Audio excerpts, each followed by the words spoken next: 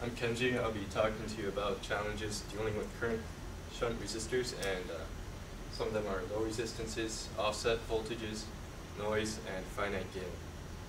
First up is low resistance. As we showed you earlier, we're placing a resistor in series with your power supply and your load. So if we place like a 10 mega ohm resistor, that's obviously going to mess things up. So we typically want to use something in the range of 10 to 100 milliohms. So we can get a voltage drop that is within our IC's power rouse. So if you use a big resistor and you have a big current, that's going to give you like 10 volt drop, and your ICs only operate at 3 volts. You're just going to be clipping all the time, not getting any useful signals. So your resistor values are going to depend on whatever current you're expecting to go through your load. So there's design issues right there that you need to know what sort of currents are going to be going through your load before you can choose a resistor. And for portable applications where you're running on a battery, you might choose a resistor that's smaller than you want, so you don't dissipate extra power and waste your battery. Whereas if you want better accuracy, you can go with a slightly higher resistor.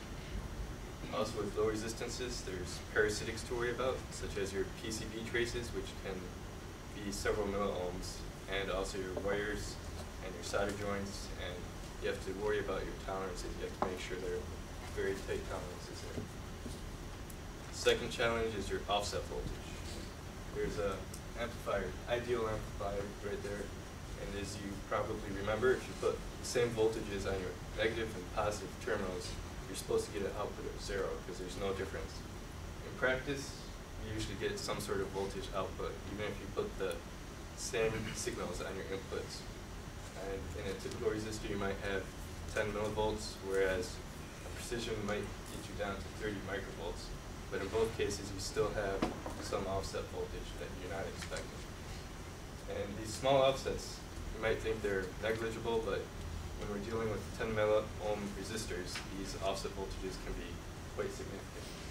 And you can't just measure the offset voltage of an IC and calibrate it to negate that offset, because as the device ages, that offset can move, and also as you're operating in different temperatures, that offset might change as well. Another challenge is noise. As I mentioned earlier, voltage drop is a differential signal. So if you have a source of noise from a distant place compared to your IC, your signal lines might consider it a common mode signal. So your ICs need a high common mode rejection ratio, whereas if you have a noise signal that's closer to your IC, it might couple on to only one of your signal lines, in which case common mode rejection isn't going to help you. You need to move your IC so it's not next to that source of noise, or perhaps add a shield around it so you're not getting the effect of the noise onto your IC. And this isn't just electrical signals we have to worry about. You have to worry about temperature, which can cause your IC to oscillate or behave unexpectedly. You also have to worry about magnetic fields when you're sensing high currents, because although they're useful for Hall effect sensing, these same magnetic fields can induce currents that we don't need inside our ICs. And similarly, high frequency can cause the same type of problems. Another challenge is finite gain. If we're dealing with the 1 milliohm resistor with 1 milliamp of current, that gives us a 1 microvolt drop. This is a very small signal, and precision amplifiers might only have a gain of 500 or so, so you're still getting a 500 microvolt output from your amplifier. And as you might guess, that's a pretty small signal, even when you're dealing with digital or analog, because in analog you're going to have a very small margin of voltage to work with. And if we had an ideal op-amp, you wouldn't have to worry about this or the offset voltage.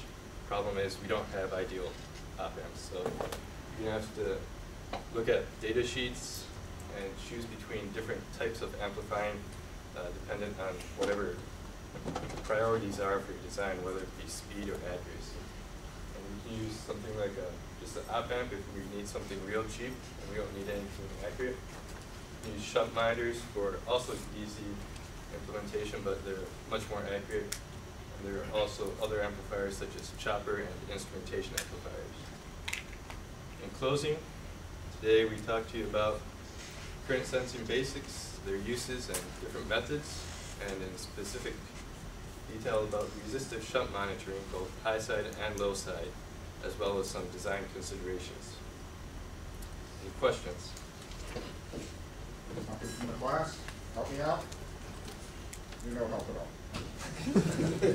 I always write down a question, so for the shunt resistor, it obviously has to be a small value, and you mentioned that you determine it by looking at the rails on the op amp and making sure it gives you a value within that constraint.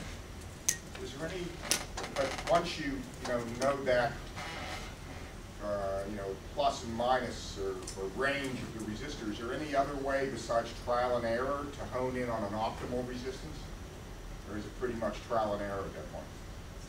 Well, that calculation should get you pretty close. So if you want low power dissipation, you just go with the smallest one you can and try it out. If you want more accuracy, you might just start out at a higher resistance. Now, if you're using certain values, you may have heat problems in the shunt resistor itself, right? Right. And when does that crop up, and what do you do about that? Well, we're dealing with pretty low currents in our devices, so we haven't had to worry about that because the resistors we're given can dissipate several amps or several watts. But if you're dealing with higher currents, you just might have to use a different method besides shunt resistors. Okay. So with high currents, the shunt resistor really it might not be very problematic. That's what I suspected. All right, good talk. I like your graphics. And same with the other good graphics. So, thank you.